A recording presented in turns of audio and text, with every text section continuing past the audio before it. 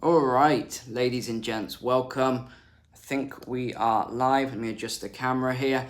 We have got a great walk and talk for you today, although we're not going to be doing any walking. It's just going to be talking. So drop in the comments where you are watching from. I'd love to know. So this is going to be a little bit different from the usual Friday walk and talk video that I do, and where all the graphics and all the other stuff, because I've actually just pulled up all of the articles that we're going to go through, everything from global macro finance through to this global economic slowdown. We're going to move on to the thought crimes. Yes, thought crimes. Sweden calling in the military to deal with gangs, NATO announcements, and then we're going to end with the weird ones of the week.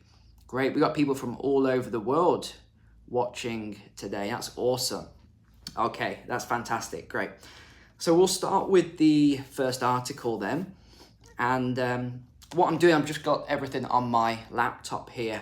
So that's why I'm going to be looking away from the camera very slightly. So we'll begin with the first country that is going to de-dollarize. Yes, they're moving away from the US dollar. And I want to hear your thoughts on this, because the irony of this is just profound in my opinion. So effective midnight on the 31st of December this year, so less than 3 months away, Iraq will halt all US dollar cash transactions, and this has come from their central bank, Mazan Ahmed. He's the head of their Iraqi central bank. Now the irony of this, I mean, drop it in the comments if you're seeing it as well, is that how much did the US spend to actually go to Iraq, and security and everything else that they said they were doing there? We obviously know different from that now.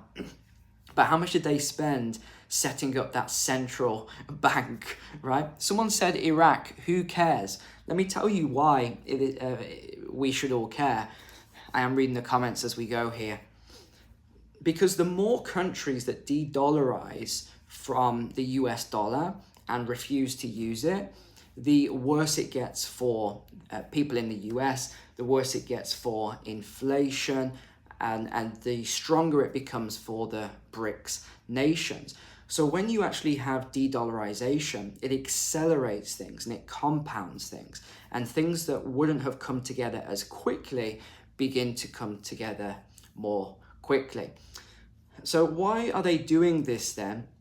They're saying that it's because the US has got too much control over their currency, and now they're concerned that because of this intense control, that they're losing control of their own economic power, and they can't do some of the things that they would like to do to strengthen the economy.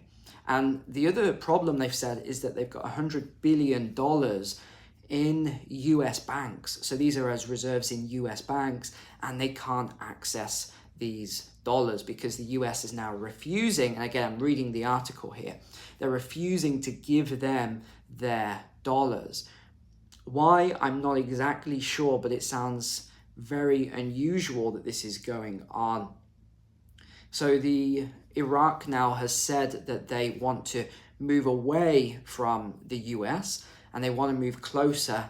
Well, they're not saying they want to move closer to BRICS, but that's what I'm interpreting here, because they're talking about moving closer to a gold-backed, local currencies, commodity-based currency. What is that? They are the 3 points of the BRICS nations. So without them saying it, that's what I'm saying is going on there.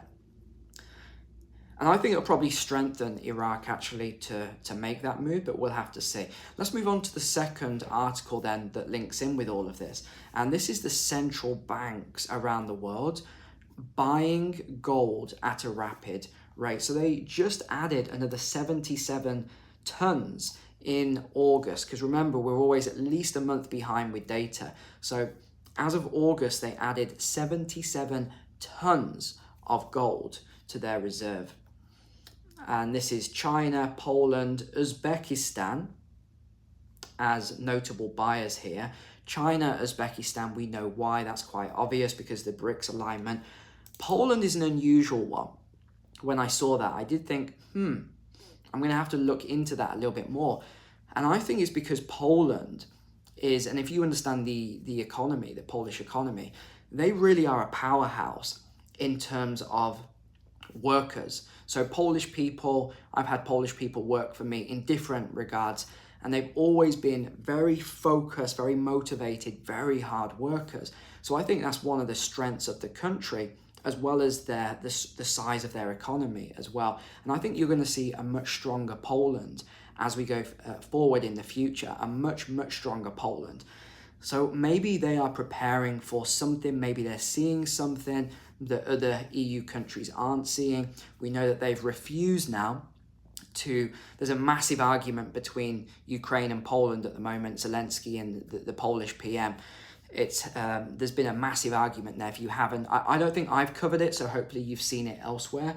But the Polish PM held back no blows against Zelensky. And, I can't remember exactly what he said, but he basically said he was like a child throwing a temper tantrum or something like that. It was very sort of, a hard blow at Zelensky, because he was saying that Zelensky was just ask, and he wasn't giving anything in return. And then when it came to the grain, the Polish PM said he wanted to get some help from Zelensky to slow down, some of the grain coming in, because it was affecting their farmers, and he wouldn't give anything at all. So next thing you know, Poland's pulled all their support, all their military support, weapons and everything else from Ukraine. So this has been going on for the last few weeks, actually. Turkey has also purchased in June. What did they purchase? Yeah, Turkey's just added 14.7 tons as well of gold in August. This is 100 tons in 2022 is what Poland added. So I think probably what we're going to see is Poland in the EU, because you've got to bear in mind they are right there on the border. They're very, very close to if anything spills over. And that's why I was also talking about how I thought it was a mistake for Poland to be really getting heavily involved in the Ukraine-Russia conflict. I know not popular opinion with all of you, but this is just my personal opinion. Okay, so I was saying that I think it's a big mistake for them to do it, because you're going to see the sort of Russian war machine as it's coming through. If they are really upset with Poland for sending a lot of weapons, you could see some conflict with Poland next, and then that could trigger, Article 5, etc. So yeah, I'm trying to be a bit diplomatic, because I know some people just go absolutely crazy in the comments when I don't give 100% support for Ukraine. Am I standing with Ukraine? Am I sitting with Ukraine? This sort of stuff. People go crazy over these things. But I just look at it from a purely logical, common sense, economical point of view. And I've seen as well through history, like the League of Nations, what happened there. People thought, okay, we're going to support this conflict here. No one's going to come anywhere near us. And then next thing you know, all the other countries pull out. And we've got Economic Ninja online as well. Travis is online. We're going to probably talk to Travis again this week. Okay. So, here's the question then. You've got all these challenges going on. You've got all these challenges with all these countries. You've got this massive slowdown in the economy. We'll talk about the WTO in a moment. That is your World Trade Organization. And here's the thing. If you've got all of these countries preparing right now their finances, do you think maybe you should prepare your finances? Whether that is your basic stuff, your food staples, long life food staples, whether it's your gold and silver, right? I hold gold and silver. I hold different things that may not be 100% financial in nature. I got some cash, obviously, but I think cash is trash, especially as we go into this future. But gold and silver, strong things. Now, if you're not prepared for this yet, I would definitely, you're probably too late at this point to prepare for some of the things that will come down the line. But you've still got plenty of time to really just get on this, and just really prepare yourself now. And also remember, if you look in the description, you can find my finance courses. They'll help you to prepare a lot of this as well. So definitely check those out. Okay, so WTO then is warning of a global trade slowdown. The growth is projected at 3.5%. So this is what it was for 2022. Bear that in mind. They're now talking about 1% for 2023. And they're looking at a slowdown even further. So negative rates for, gosh, what is going on in the comments here? What is going on? We've got some big YouTubers in the stream and they are hijacking my video here. So we're going to have these negative stuff going on. If it's not the Ninja, it's Jay Bravo or someone in the comments here on my live stream. So what are they looking at? They're looking at problems with inflation, ongoing, employment, clean energy. They're looking at, there's a lot of issues there. The clean energy that they were expecting is just not hitting. Not enough companies are wanting to move in and actually do this stuff. And why? Well, I think we know why. There's a lot of problems going on here. And another article then is the student loan repayments. And these are restarting on the 1st of October. So remember, there's been a 3-year pause on these. What do you think that's going to do as we're getting these new payments coming through, right? So what's going to happen when people with their, lower disposable income are now going to have to pay for these student loans? And it's unbelievable to me, the amount of people that were saying, we're never going to have to pay these student loans back. Biden's going to forgive it all. Biden's going to do this. Biden's going to do that. It was staggering to me that everyone thought this was going to happen. So they're bringing in these new plans. There's a temporary off-ramp period, September, all this stuff. But the bottom line is, now these payments are restarting. People are going to have even less money, over $1 trillion in credit card debt. People are maxed out on their mortgages. They can't even move home because they'll lose their low rate. So we've got a lot of craziness going on. Now, I want to move on to some of the more extreme stories. I thought I'd start with the hardcore finance. Now we'll move into the more extreme stuff. So we talked about Russell B, because we can't even use his name anymore. Your videos get flagged, which shows you what's going on. They're throttling us with wrong speak, if you understand the reference. So remember that Russell B, for everything that was going on, no court trial, but even politicians got involved to sort of ruin him financially. And I said, well, we always have to wait for the evidence. We always have to wait for the court trial. It's not trial by media. The media does not have an authority here over people. That is the court system. That's why we have a legal system, and that's their job to deal with it. It's not the media's job to deal with things. Well, what's just happened? And this is mainly if you're a UK GB News viewer. So Laurence Fox, his home was just raided. Hold on, let me see if I can show you this video here. Here we go. Let me see if I can get it in the thing. So his home was just raided. I mean, he's chill. Look at him with his cigar there, having a cigar. He's got all these police in his house. Because what did he do? Well, he said something online. Yes, he said something. He spoke wrong speak. And I did pull up what it was he said. Okay, so they did a raid on his home. Conspiracy to commit criminal damage. That's what it was, because he praised the ULEZ Blade Runner. So remember, we talked about this a couple of weeks ago.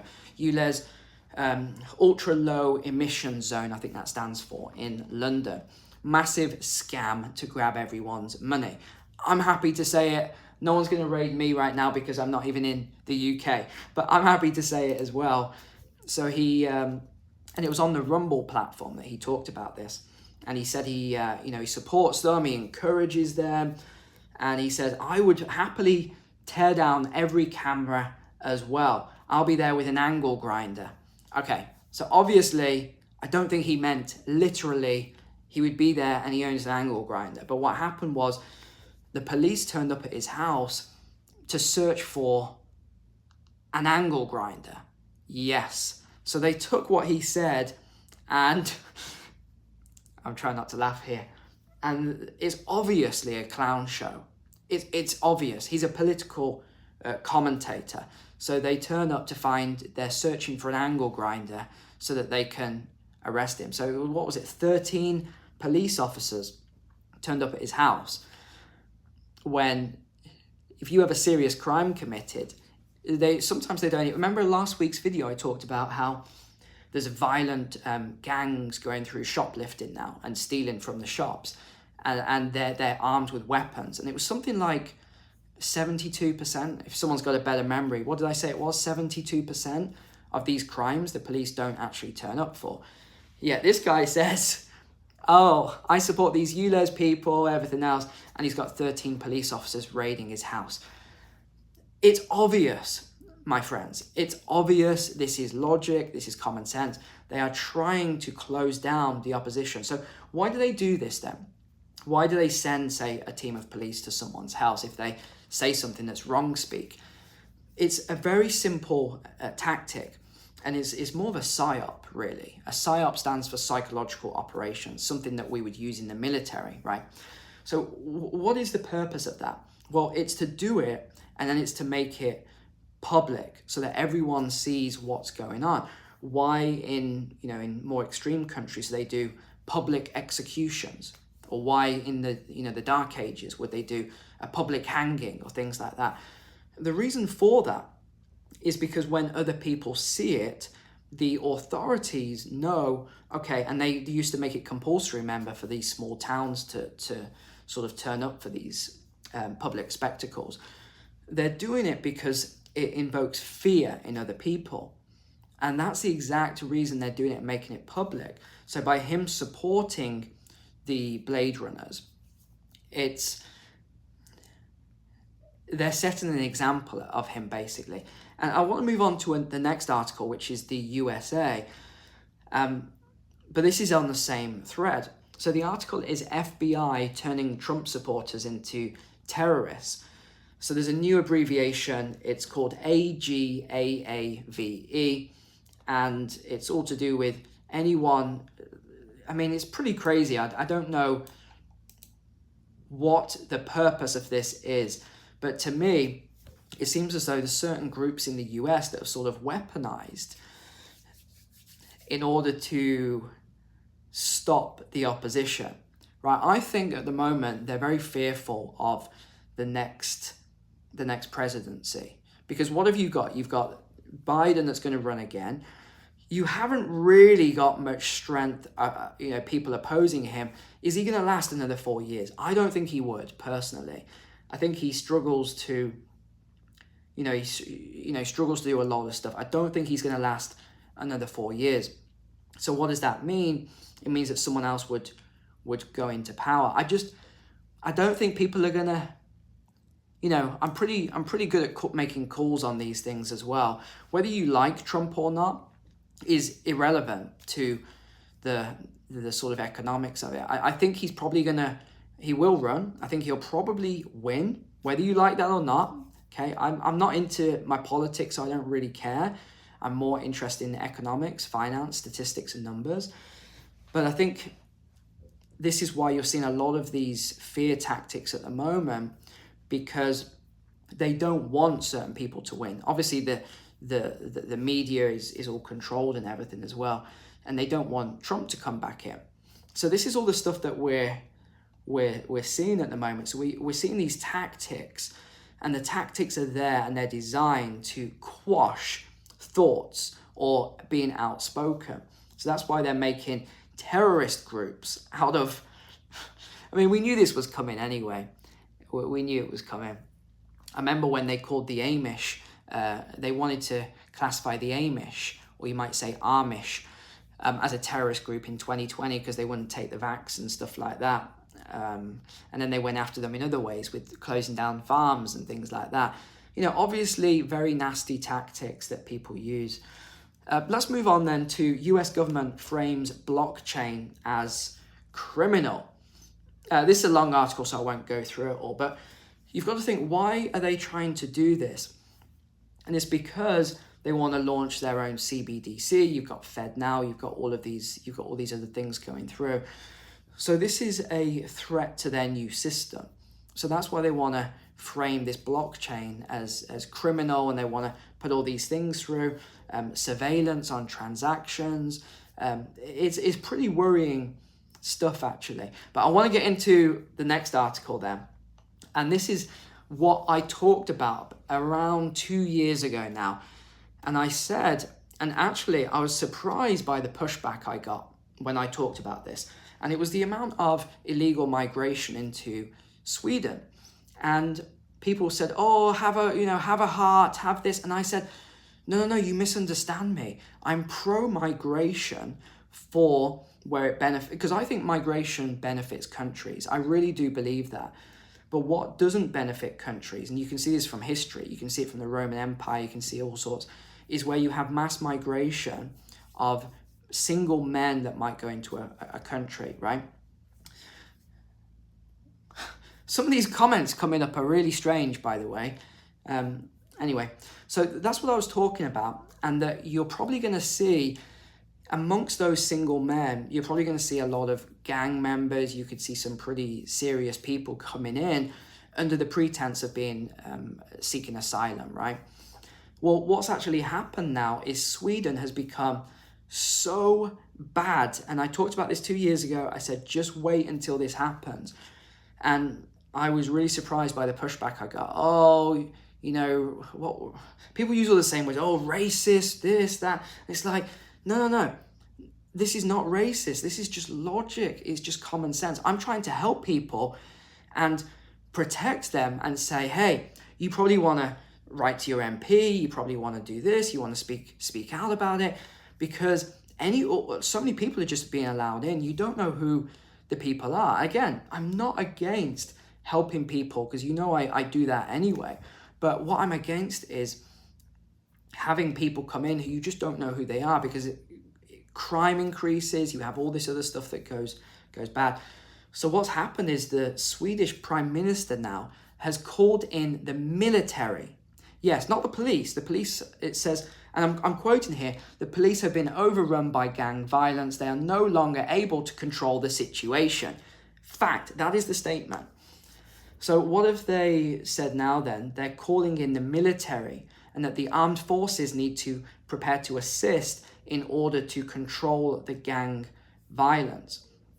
And it even says in here,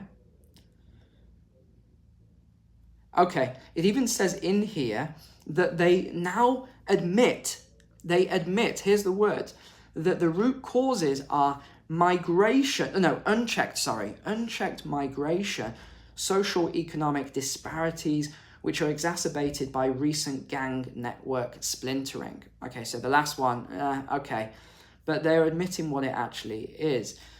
And this is the other thing, when you have so many people coming in at such a rapid rate, and we saw this with the collapse of the Roman Empire as well. I'll probably make a video on that, because it's really interesting, the facts and the 9-part breakdown on it,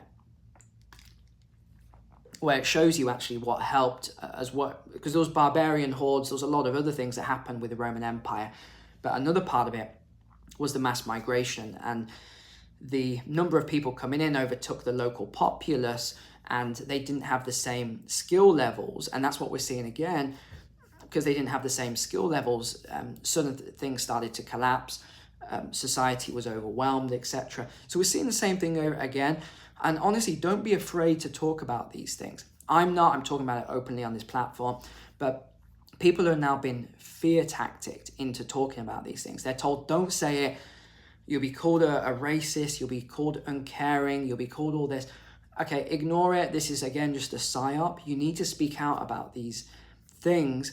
And again, if you're pro-migration, okay, as I am pro-legal migration, you need to also add that as a context. Otherwise, people will just, they'll use these sort of verbal weapons against you. There's nothing wrong with loving your country, loving your family, loving your community. There's nothing wrong with that at all, and wanting it to be protected and safe. You think how many of our ancestors have fought for our country, fought and died for our country. They're giving the ultimate sacrifice. For politicians to just be giving it all away, you got to stand up and speak out about all of these things. Okay, next then, let's move on to NATO and what's occurring in NATO.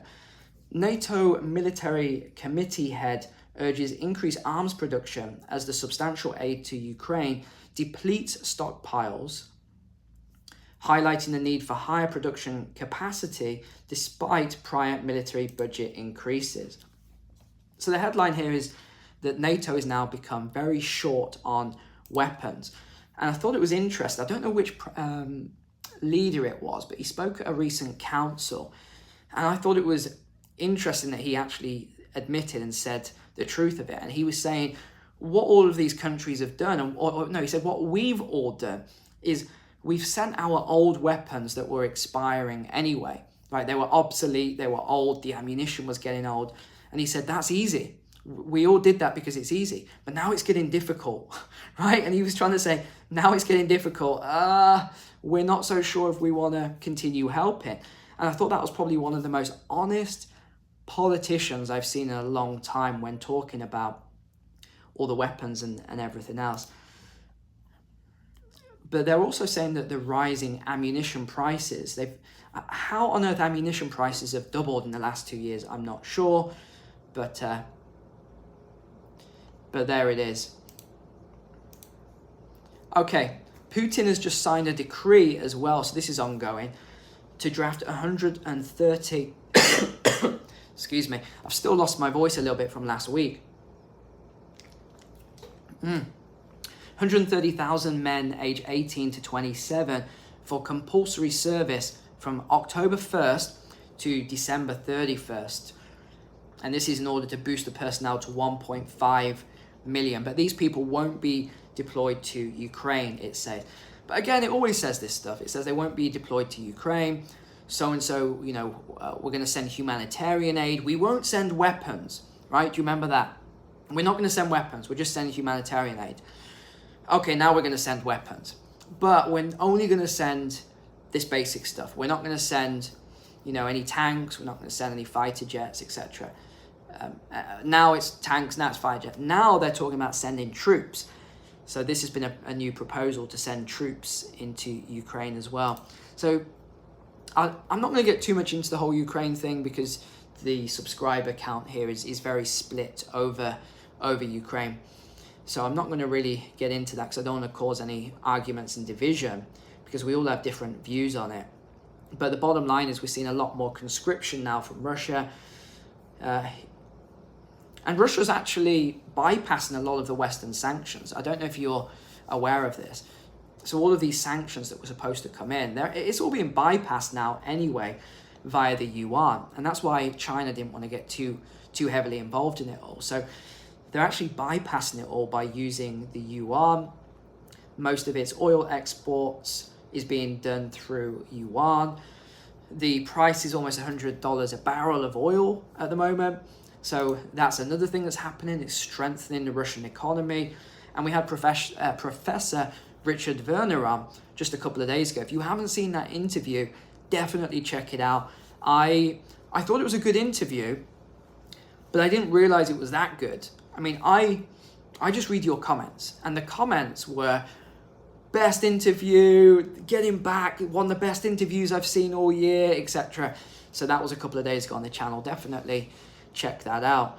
And he was saying that now Russia's overtaken Germany as an economy. I mean, that is incredible, but not a surprise to me and Richard, because we knew that by killing the energy input, it would kill GDP. Because what is GDP based on? It's based on energy inputs. So by them killing the energy, the GDP has dropped. And Germany's has got big problems ahead. Very, very big problems. Yeah, so it's pretty complicated how they're doing it. I won't go into it all because it's probably outside the scope of this video. But they are bypassing the sanctions. They're using local currencies, Chinese yuan, importing to one country, exporting to another, using middlemen, as it were, etc. What are we on? We're on 30 minutes now. We're on 30 minutes. Let's wrap up with a couple of unusual ones then. So remember before we talked about how certain education was dropping in different countries, right? We've now got Maryland in the US. They have less than 5% of their students proficient in math now. 23 schools had no students proficient in math. Well, I'm not sure who wrote this article. Wow, it's a pretty, I'm not going to read all those things out. But yeah, basically what we're noticing now is the education level in certain areas. They've been changing the curriculum. I know a lot of you are teachers, so feel free to drop a comment. But they've been changing the curriculum quite heavily at the moment. And we're seeing a lot of issues with students. I notice it as well. I did a video on this a while back where I said that I have a lot of friends who homeschool, and then I have a lot of friends who send their kids to public school. And with the exception of one family who are our friends, their kids go to public school. Their kids are super smart, like genius level smart, because they raise them through the church, through our church as well, but they teach them not just biblical principles and stuff like that, but they have them hang out with other smart kids, and they homeschool them. They teach them stuff outside as well. So you've got a lot going on there with them. They're super smart kids. But then I look at other homeschool kids, and we have a lot of friends who homeschool their kids. They're all really clever, super, super smart, super awake and aware. And they ask me loads of questions all the time. They ask me loads and loads and loads of questions. But then when I hang out with other people who send their kids to public school, and again, I know this is majority of you, probably 95% send your kids to public school here, so I'm not criticizing, but there is definitely a noticeable difference between the kids that go homeschooling and the kids that go to public school. Huge difference that I see in them. The kids don't tend to ask a lot of questions that go to the public school as well, because they're used, in fact, maybe I've just realized something there. Kids that are homeschooled, they have to ask a lot of questions. But some of the kids at the public school, I've noticed, they're more taught. They don't tend to ask as many questions. Maybe that's what it is. I'm not sure, but drop a comment below and let me know what you think of that. And University of Exeter in the UK, they're offering a degree in magic. Yes, the occult science of magic. This is a new degree, and it encompasses the study of witchcraft. Am I still living in the West? I mean, what's going on here? Someone help me out. What is going on here? That there's a degree in this and all these other weird degrees, but yet they haven't got lectures and curriculums now based on this new world that we're moving into, where you're going to have a lot of AI. And again, I know I've talked before about AI taking jobs. I think it more accurately is, yes, AI is going to take a lot of jobs. Robots are going to take a lot of jobs. But I think it's going to be the people who control the AI, someone who's very tech in nature, they might control different computers or robots or AI. I think they're the ones who, via the AI, are going to take a lot of the jobs coming up, as opposed to just the AI taking it. So that's another thing you could look into if you are in that tech space. But yeah, it's just weird that they're not giving education in the things that people need. And they're doing a degree now in magic and witchcraft. Super weird. All right, let me end with we always have to end with a weird one, don't we? A funny one of the week. NHS staff, so this is the National Health Service, staff in the UK to give paid leave for male menopause.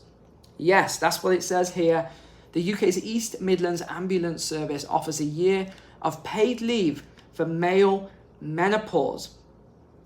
And this is due to men experiencing a huge drop, quote unquote, huge drop in testosterone levels. I thought, is that right? Men, yeah, okay. Drop a comment on that. That's an interesting one. Male menopause. Maybe I've been out the loop. I'm just not aware of certain things, hey? But good, that was a good stream. That was a good walk and talk today, although we didn't walk. We just talked. But I hope you enjoyed it. Make sure you subscribe to the channel. Check out the courses that I mentioned. The links below in the description. Don't leave all this stuff to chance. Get yourself protected. And other than that, thanks for being online. I'll see you soon.